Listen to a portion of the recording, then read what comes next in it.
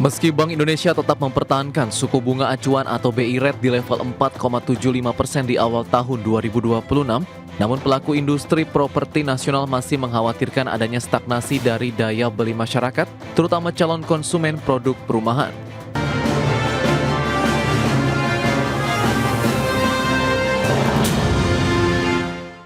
Ya, memasuki bulan kedua tahun 2026, industri properti nasional terus membangun asa dalam meningkatkan produktivitas dan penjualan produk. Meski suku bunga acuan tetap bertahan di 4,75%, namun daya beli masyarakat masih menjadi tantangan tersendiri. Meski Bank Indonesia tetap mempertahankan suku bunga acuan atau BI rate di level 4,75% di awal tahun 2026, namun pelaku industri properti nasional masih mengkhawatirkan adanya stagnasi dari daya beli masyarakat, terutama calon konsumen produk perumahan. Sementara Bank Indonesia mencatat penyaluran kredit properti hingga Desember 2025 tumbuh 13% secara tahunan menjadi 1.597,7 triliun rupiah. Angka ini lebih tinggi dibandingkan bulan sebelumnya yang tumbuh 7,5% secara tahunan sebesar 1.513,5 triliun rupiah. Di sisi lain, sejak dana fasilitas likuiditas pembiayaan perumahan atau FLPP diluncurkan tahun 2010 hingga 2025, BP Tapera menyampaikan sudah sebanyak 1.877.747 masyarakat berpenghasilan rendah atau MBR yang telah menikmati manfaat dari program pembiayaan perumahan ini. Pemerintah telah menggelontorkan dana hingga 185,87 triliun rupiah sebagai bentuk kehadiran negara di tengah masyarakat dalam mewujudkan rumah pertama yang layak huni di seluruh wilayah Indonesia. Berbagai sumber IDX Channel. Baik pemirsa, untuk membahas tema kita kali ini, industri properti didukung suku bunga dan diuji daya beli. Kita sudah tersambung melalui Zoom bersama dengan Bapak Bambang Ika Jaya, praktisi properti dan juga Wakil Ketua Umum DPP Real Estate Indonesia. Langsung saja kita sapa ini. Halo Pak Bambang, apa kabar Pak? Ya, masih di mute Pak Bambang? Ya, masih di mute Pak. Di mute, waduh maaf Pak. Ya, oke Pak. Baik Mas. Baik, terima kasih. Terima kasih atas waktu yang disempatkan. Tadi sudah disampaikan begitu. Dan kita tahu tahun 2026 ini kan juga disebut sebagai tahun pemulihan dan kebangkitan sektor properti nasional nih Pak Bambang. Lantas bagaimana Anda melihat terkait dengan peta kekuatan industri properti saat ini? Apakah kita ini sudah benar-benar berada di jalur pemulihan yang stabil Pak? Ya memang kalau kita lihat 2019 kita mengalami COVID dan selama 5 tahun praktis semua bisnis mengalami beban yang berat ya. Dan kita melihat ada beberapa kali lah pemerintah melakukan terobosan, salah satunya adalah PPNDTP. Jadi PPNDTP sudah dilakukan dari 2 tahun yang lalu dan cukup sukses. Sedangkan saat ini kalau kita melihat faktor utamanya PPNDTP itu membuat properti yang tadinya harganya relatif tinggi akan terpotong ya dengan PPN yang 0%. Nah, itu juga ditambah lagi dengan range-nya, dia bisa untuk menyasar properti sampai dengan 5 miliar. Otomatis ini adalah satu hal yang sangat positif dan yang menggembirakan lagi ini akan berlangsung sampai dengan tahun 2027 yang akan datang. Itu adalah yang pertama. Kemudian kita melihat bahwa suku bunga juga dari 6% sekian sampai dengan perjalanannya sekarang sudah mencapai ke 4,75%. Dan diharapkan BI rate ini akan turun lagi sampai dengan mungkin sekitar 4,5% atau di bawah itu sedikit.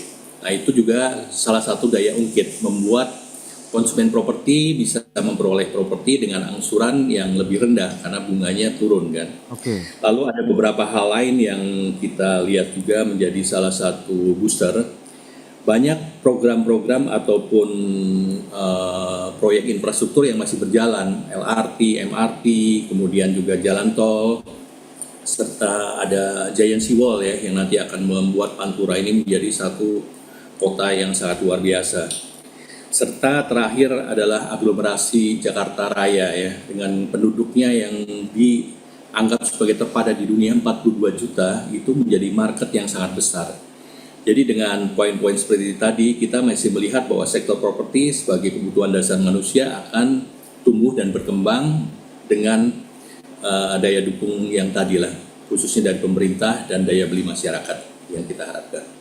Demikian, Mas. Berarti dengan adanya beberapa faktor tadi, berarti Anda melihat trennya sudah mulai oke lah kalau kita lihat dengan pertumbuhan industri properti di tanah ya. Tapi kalau kita tarik lebih kepada suku bunga acuan kita begitu di 4,75%, seberapa besar sih pengaruh dengan stabilnya 4,75% terhadap penjualan rumah komersial nih dibandingkan dengan rumah subsidi misalnya, Pak? Ya, kalau rumah subsidi adalah satu sektor yang memang kebutuhannya itu harus dimiliki, hanya memang tinggal kemampuan daya belinya. Sedangkan kalau di sektor komersial yang sifatnya memang free fight, dengan penurunan suku bunga ini tentu cicilan dari KPR atau KPA atau ruko dan properti yang lain akan turun. Itu membuat daya beli dari konsumen akan meningkat. Itu yang pertama. Kemudian dengan penurunan suku bunga itu juga berimbas terhadap developer sebagai penyedia. Karena dengan bunga yang relatif turun, diharapkan kami akan mendapatkan diskonted untuk cost of fund-nya ya, dengan biaya yang lebih rendah, dan otomatis harga jual kita akan kita usahakan menjadi lebih terjangkau. Nah, itu artinya both side akan mendapatkan positif spirit ya. Jadi Baik, itu dari sisi pengembang. Lantas dari perbankannya sendiri, Pak Bambang bagaimana? Apakah mereka juga lebih agresif? Karena kan kita tahu suku bunga acuannya juga sedang oke nih, dalam artian ini masih bisa menarik minat begitu masyarakat konsumen properti di Indonesia begitu. Terutama perbankannya sendiri lebih agresif atau bagaimana untuk menyalurkan kredit propertinya nih, Pak? ya, sebenarnya secara bisnis properti adalah salah satu pendukung juga untuk sektor perbankan ya, dengan KPR yang tumbuh. Hanya memang kesulitan dari perbankan tentu mereka punya yang disebut prudent banking ya, kehati-hatian. Nah, apalagi untuk di level-level menengah ini sekarang ini dengan adanya pinjol atau juga kebutuhan-kebutuhan online yang kadang-kadang mungkin adalah keinginan dia beli, itu membuat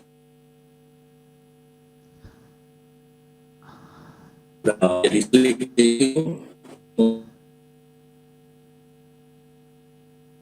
Ya. Halo. Baik, pemirsa, sepertinya kami mengalami gangguan komunikasi dengan Pak Bambang dan kita akan lanjutkan lagi nanti di segmen Pak berikutnya ya, dan kita akan jeda sebentar pemirsa. Ya, terima kasih Anda masih bergabung bersama kami dalam Market Review pemirsa. Dan berikut ini kami akan sampaikan data, kita akan cermati bersama seperti apa sih realisasi dari LFPP yang sudah disampaikan oleh pemerintah khususnya dari BP Tapera. Ini dia FLPP tahun 2019 sampai dengan 2025. Kita akan cermati pergerakannya dan pertumbuhannya terus naik begitu di tahun 2019 ada 77 ribuan unit, kemudian meningkat 109.253 unit di tahun 2020, kemudian terus menanjak sampai dengan tahun 2023 229 ribuan, kemudian di tahun 2024 ada penurunan menjadi 200.300 dan di tahun 2025 melonjak lagi menjadi 278.868 unit realisasi FLPP di tahun 2019 sampai dengan 2025. Itu dia. Dan berikutnya bagaimana dengan penyaluran FLPP sendiri? Kita akan cermati bersama seperti apa kenaikannya. Dari Januari 2026 ini secara keseluruhan sudah ada 7.312 unit dan ini mengalami kenaikan sekitar 117,7% secara tahunan dibandingkan dengan Januari tahun 2025 di posisi 2.633 unit. Ini dia penyaluran FLPP di tahun 2026. Dan berikutnya kita akan cermati bersama terkait dengan pergerakan dari suku bunga acuan Bank Indonesia. Juni 2025 sampai dengan Januari 2026. 5,5% bertahan di 18 Juni, kemudian turun 5,25% di bulan Juli, 5% Agustus, kemudian September sampai dengan bulan Desember 2025 bertahan 4,75%, kemudian di awal tahun 2026 Bank Sentral tetap mempertahankan suku bunga acuan di 4,75%.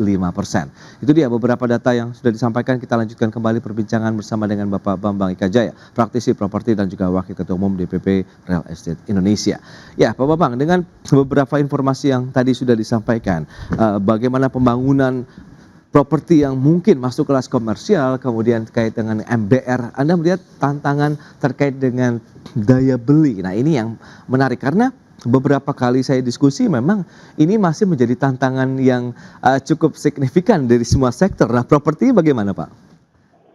Ya, memang kalau kita bicara daya beli ini adalah satu masalah yang nasional ya sifatnya. Dan kita melihat memang kondisi kita itu dipengaruhi oleh kondisi perekonomian dunia yang juga saat ini kurang baik ya. Oke. Banyak hal-hal yang negatif lah yang terjadi. Nah, kita juga melihat adalah salah satu poin penurunan dari daya beli ini diakibatkan tentunya adalah penurunan dari sektor golongan menengah ya di kita.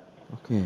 Kita tahu bahwa di 2019 kalangan atau golongan kelas menengah ini sudah mencapai hampir 58 juta, 57,33 juta dari total penduduk.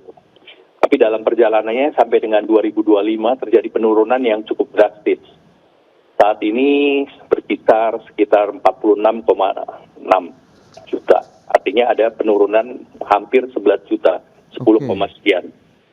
Jadi dari hampir 20 sekian persen, sekarang ini jumlah penduduk menengah yang kemampuannya masih bertahan itu sekitar 16% lebih.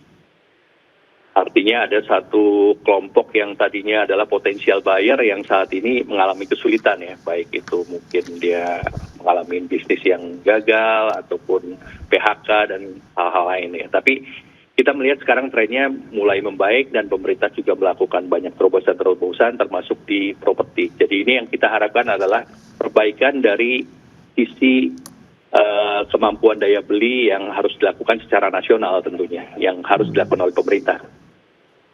Baik, itu dia. Tapi kalau kita lihat dengan kemampuan daya beli, memang ini lantas apa yang Anda bisa cermati? Apakah memang ada perubahan ataupun pergeseran preferensi konsumen, misalnya ke rumah harga yang lebih terjangkau saat ini, atau mungkin juga dengan ukuran yang lebih kecil nih Pak Bambang? Ya, itu adalah beberapa terobosan yang kami lakukan dengan adanya, khususnya untuk sifatnya yang komersial ya, karena untuk FLPP kan mereka udah punya aturan yang baku dari luasan bangunan, luasan tanah dan sebagainya. Sedangkan kalau yang sifatnya komersial ini lebih ke arah daya beli dan tentunya kreativitas dari developernya sendiri. Oke. Kita telah membuat beberapa terobosan dengan konsep seperti townhouse dengan luasan yang di bawah 40 meter bahkan ya, dengan bangunan 2 lantai. Dan harga-harganya itu tentu bergerak di antara 500 sampai dengan kurang lebih 1 M. Nah, ini adalah satu terobosan yang kita coba lakukan, membuat supaya harga properti itu lebih bersaing, tapi tetap dengan memenuhi kebutuhan-kebutuhan dasar dari satu rumah tinggal. Dia harus bisa tinggal dengan minimum 2 kamar, lalu ada kebutuhan basic dari living sampai dengan dining, dan tentunya untuk menyimpan kendaraan, adanya garasi ataupun mobil ataupun motor. Nah, itu kita lakukan dan memang respon cukup positif, hanya tinggal memang yang tadi. Daya beli ini kemudian dikaitkan dengan support dari KPR yang kadang-kadang terhambat oleh kondisi dari si calon konsumennya itu sendiri sebenarnya. Tapi overall kita melihat ini udah mulai tumbuh dan market itu memang harus terus kita kembangkan ya, karena kebutuhan dasar itu harus kita penuhi, bahwa ada sedikit pengurangan dari segi size itu adalah satu keniscayaan, tapi paling nggak segala kebutuhan papan ataupun untuk tinggal tetap bisa ditangani dengan hunian tersebut. Itu dia beragam inovasi kemudian solusi yang coba diberikan ya kepada masyarakat konsumen properti di Indonesia dengan ukuran yang lebih compact kemudian dengan harga yang lebih terjangkau. Nah, berikutnya bagaimana dengan faktor perizinan, harga lahan, kemudian bahan bangunan, ataupun juga kalau kita bicara mengenai tadi sudah sempat disinggung akses pembiayaan terhadap konsumennya sendiri nih Pak Bambang. Ya, kalau kita bicara perizinan itu adalah masalah klasik ya, karena FLPP mempunyai satu privilege, mereka mendapat kemudahan-kemudahan. Tapi begitu kita bicara non-FLPP atau yang sifatnya komersial, memang kadang-kadang hambatan itu timbul. Kita memang menyadari bahwa aturan-aturan yang dibuat itu tentu harus kita patuhi, hanya tentu yang kita harapkan adalah kecepatan ya. Yang satu kecepatan dari pelayanan, yang kedua tentu biaya yang lebih terjangkau.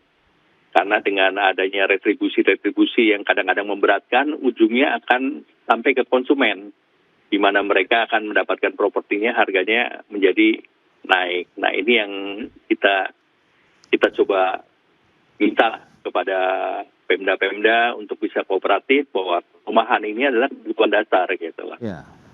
Dan tentunya bisa dikualifikasi untuk perumahan yang sifatnya sektor basic ya, artinya untuk end user, dengan yang sifatnya komersial untuk yang lebih ke arah investasi. Jadi kalau yang sifatnya untuk end user, kita masih mengharapkan support dengan kecepatan maupun retribusi yang bisa lebih rendah. Itu yang kita harapkan dari Pemda ya tentunya. Oke, berarti memang harus ada dukungan juga ya selain dari pemerintah pusat, tapi pemerintah daerah juga ya terkait dengan perizinan, Betul. ketersediaan lahan, dan juga mungkin kebijakan-kebijakan ataupun aturan-aturan terkait dengan bagaimana pembangunan suatu properti ya di daerah tersebut. Nah, berikutnya bagaimana dengan tren permintaan? Apakah memang lebih kuat di segmen rumah tapak, apartemen, atau hunian berbasis TOD nih yang lagi sedang marak belakangan ini? Kita bahas lebih lanjut di segmen berikutnya. Pak Bambang, kita akan jeda lagi sebentar ya Pak ya. Dan pemirsa, kami akan segera kembali sesaat lagi. Ya, terima kasih Anda masih bergabung bersama kami dalam Market Review. Kita lanjutkan kembali perbincangan bersama dengan Bapak Bambang Eka Jaya, praktis properti dan juga Wakil Ketua Umum DPP Real Estate Indonesia. Nah, Pak Bambang, lantas kalau kita bicara mengenai tadi preferensi sudah kita bahas. Lantas bagaimana dari sisi tren permintaan terhadap produk-produk properti di Indonesia? Apakah masih menyasar rumah tapak begitu atau sudah mulai bergeser ke apartemen atau hunian yang berbasis TOD? Karena hampir ini juga mulai marak dikembangkan begitu ya oleh pemerintah dan juga pengembang perumahan begitu Pak. Iya, kalau kita bicara hunian, tentu yang paling utama orang selalu mengharapkan bisa membeli rumah tapak ya, karena dengan membeli rumah tapak otomatis dia memperoleh sertifikat yang khusus hanya untuk lokasi dia, lalu juga dia bisa punya kebebasan untuk melakukan pengembangan. Tapi kita melihat bahwa perkotaan itu punya keterbatasan daya dukung khususnya lahan. Nah, memang mau tidak mau untuk hunian perkotaan, pilihan yang untuk ke masyarakat end user ini harus diarahkan ke hunian vertikal ya. Karena dengan hunian vertikal, luasan lahan yang mungkin hanya bisa 30, 40, 50 unit, dengan hunian vertikal menjadi mungkin sekian ratus. Dia akan menjadi berkali-kali lipat ya. Oke. Otomatis lahan yang menjadi efektif, daya beli itu juga akan mendapatkan unit properti yang lebih terjangkau karena harga tanahnya dibagi dengan sekian ratus unit. Oke. Itu yang memang konsep dari hunian vertikal.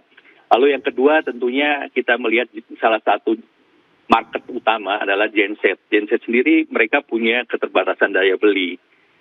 Nah, tapi mereka juga punya keinginan untuk tetap tinggal di perkotaan. Oke. Makanya hunian vertikal ini dengan adanya tsunami ya yang kita harapkan nanti bisa segera diselesaikan beberapa permasalahannya, bisa segera dan tumbuh dikembangkan di kota-kota besar. Karena kota-kota besar khususnya Pemda itu mereka punya fasilitas-fasilitas atau lahan-lahan yang saat ini sudah didevelop tapi kurang efektif. Seperti misalnya perpasaran, lalu ada terminal, lalu ada stasiun dan sebagainya yang kita bisa bangun untuk memanfaatkan KLB ke atas.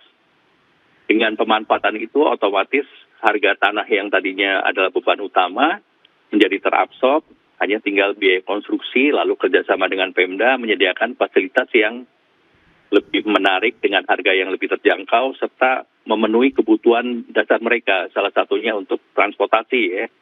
Dengan TOD, Transport Oriented Development, mereka mendapat kemudahan transport. Ya. Dari segi Pemda juga mereka mendapatkan kelebihan, yaitu diharapkan kemacetan akan berkurang karena mereka bisa menggunakan public facility, transport facility umum itu menjadi lebih maksimal gitu. Baik, tapi untuk pengembangan properti di kawasan perkotaan meskipun tadi dengan bangunan vertikal ini tetap menjadi daya tarik tidak Pak Bambang, dalam artian minatnya masih cukup tinggi begitu oleh masyarakat sendiri? Sebenarnya minat itu ada, hanya yang rasanya sekarang ini perlu ditambahkan adalah kerjasama melakukan satu campaign ya, edukasi bahwa saat ini adalah hunian vertikal yang merupakan solusi untuk masyarakat perkotaan gitu. Memang kadang-kadang kesulitan orang untuk tinggal di hunian vertikal adalah culture shock ya. Tadinya dia punya kebebasan, dia bisa piara binatang, dia bisa mengembangkan bangunan sesuai dengan keinginan, menjadi terbatas gitu. Dia harus tinggal dalam satu lingkungan yang interaksinya harus saling toleransi gitu. Makanya di situ ada yang disebut P3RS, yaitu pengelolaan. Jadi memang ini harus dieducate, tapi ini adalah jawaban untuk masalah yang sekarang ini timbul di perkotaan. Lahan yang terbatas, kemacetan, transportasi yang harus lebih maksimal, lalu juga bisa mengoptimalkan fasilitas yang sudah ada. Kalau dia tinggal di perkotaan, masalah sekolah, masalah mungkin dia hangout, masalah kebutuhan dasar, semuanya sudah lengkap. Hanya tinggal dia kembangkan, dia bawa untuk tinggal, semuanya ada. Oke. Nah, lantas usaha ataupun strategi apa saja yang sudah disiapkan pengembang perumahan begitu untuk bisa memproduksi, menjual harga tadi rumah yang semakin terjangkau, tapi khususnya untuk masyarakat tadi yang sedang turun kelas ini nih, menengah ke bawah, Pak Bambang. Ada nggak ini potensinya bisa Iya. dikembangkan tahun ini? Sebenarnya, betul. Jadi Rusunami adalah salah satu solusi ya, karena dengan Rusunami itu adalah sebenarnya rumah tapak yang dibangun ke atas. Oke. Jadi dia membangun fasilitas itu ke atas, tapi dapat kemudahan dengan KPR yang bersubsidi, PPN yang ditanggung oleh pemerintah, Oke. lalu juga range bunga yang memang dipatok sampai dengan 20 tahun, sehingga angsurannya itu juga lebih terjangkau gitu. Hanya memang ada kendala juga dari segi developer swasta untuk bisa terlibat di Rusunami, di mana saat ini lebih dari 5 tahun harga jual Rusunami itu belum ditinjau, sedangkan biaya konstruksi, biaya bangunan, dan biaya tukang dan sebagainya itu naik begitu tinggi, menyebabkan harga jual dibanding dengan harga biaya pembangunannya lebih mahal biaya pembangunannya. Nah, itu yang membuat hunian vertikal Rusunami yang kita harapkan menjadi solusi ini belum terlalu lancar ya. Hanya pemerintah lah yang masih bisa berjalan. Swasta perlu ada penyesuaian secara harga supaya bisa win-win gitu. Oke, kalau memang ini menjadi solusi, mungkin ada komunikasi yang sudah dilakukan Real Estate Indonesia ataupun teman-teman pengembang lainnya begitu untuk melakukan koordinasi dengan pemerintah, misalnya begitu Pak Bambang, sehingga nanti ketemu nih satu titik bahwa mungkin dari sisi harga jual perlu ada penyesuaian atau mungkin ada insentif bagaimana harga produksi untuk pembangunan Rusunaminya juga bisa kena nih di para pengembang kita begitu Pak. Betul. Iya. Saat ini sudah diajukan dan memang dalam proses. Cuman memang kita harus mempersiapkan diri. Begitu harga itu memang bisa kita accept ya, artinya ada sedikit margin lah. Karena kan memang untuk FLPP pun marginnya kan dibatasi sekitar 10 sampai dengan 15%. Nah, margin itulah yang kita harapkan. Hanya memang balik lagi, masalah hunian vertikal ini bukan hanya tinggal masalah harga dan supply, tapi juga proses pembangunannya tadi. Jadi membangun rumah susun itu bukan seperti membangun rumah tapak yang dari 500 terjual 100 dia akan membangun 100 ya. Tapi kalau kita menyediakan 500 hunian vertikal, kita harus membangun sekaligus 500. Nah, kesulitan ini adalah dari segi pengaturan konsumen ya. Konsumen itu harus terkumpul dengan kuantiti yang memang sesuai, sehingga harga jualnya juga bisa terjangkau. Nah, ini yang kita harapkan nanti ada satu terobosan-terobosan lain, sehingga harga jual yang terjangkau, konsumen juga tersedia, pembangunannya juga tetap bisa aman ya. Kenapa? Karena membangun hunian vertikal ini berbeda dengan hunian satu lantai. Kalau membangun vertikal ini, biaya konstruksinya untuk rumah sederhana, rumah susun sederhana ataupun apartemen sama, karena kan faktor safety itu tidak bisa ditawar, jadi biaya konstruksinya memang tinggi gitu, makanya harga jualnya juga memang cukup tinggi. Itu dia, high rise building memang berbeda pada saat kita pembangunan tapak begitu ya, banyak faktor-faktor safety yang harus diperhatikan ya oleh para pengembang begitu untuk membangun konstruksinya sendiri supaya kuat juga begitu ya Pak Bambang ya. Dan tidak bisa ditawar, karena kan kalau terjadi satu kesalahan bisa sampai kolaps dan sering terjadi di beberapa negara yang lain. Itu menimbulkan kerugian yang luar biasa kan, dari masyarakat maupun lingkungan menjadi tidak baik lah. Baik, itu dia beberapa tantangan yang masih dihadapi terkait dengan yang penting adalah upaya pemerintah mendorong lagi daya beli masyarakat begitu ya Pak Bambang ya, sehingga mereka memiliki kemampuan untuk bisa membeli produk-produk properti yang ditawarkan ya, baik dari yang tapak, bangunan tinggi ataupun yang berada di kawasan TOD. Pak Bambang, terima kasih banyak ini atas informasi, update dan juga insight yang sudah diberikan kepada pemirsa pada hari ini Pak. Selamat melanjutkan aktivitasnya kembali Pak. Salam sehat, sampai berjumpa kembali Pak Bambang. Sehat dan sukses selalu untuk semuanya. Terima kasih Pak Bambang. Pagi.